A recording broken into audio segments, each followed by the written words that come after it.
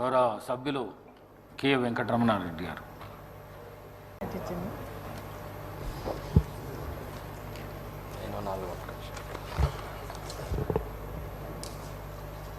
ఈరోజు డాక్టర్ మన్మోహన్ సింగ్ గారి సంతాప కార్యక్రమంలో ముఖ్యమంత్రి గారు చెప్పినటువంటి పురస్కారాలు కానీ చేసిన తీర్మానాలు అన్నిటికి కూడా మద్దతు పలుకుతూ ఈరోజు భారతదేశ చరిత్రలో తనకంటూ ఓ ప్రత్యేక పేజీ రాయదగ్గ అధ్యాపక, ఆర్థిక, రాజకీయ నాయకుడు, కీర్తిశేషులు డాక్టర్ మన్మోహన్ సింగ్ గారు.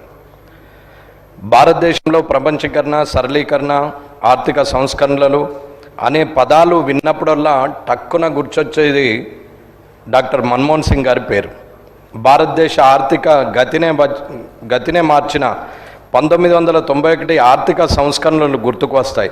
కేంద్ర ఆర్థిక మంత్రిగా దేశానికి దిశను నిర్దేశించి ఆర్థిక వ్యవస్థను గాడిలో పెట్టిన నాయకుడు స్వర్గీయ మన్మోహన్ సింగ్ గారు. దేశ గతినే మార్చిన 1991 ఇండియా బడ్జెట్ ఈయన చలవే. అప్పుడే భారతదేశ రాత మారింది.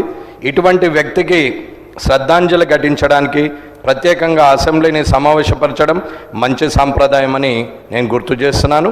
వారి గురించి స్మరించుకునే అవకాశం కల్పించినందుకు ప్రత్యేకంగా కృతజ్ఞతలు తెలుపుతున్నాను అధ్యక్ష.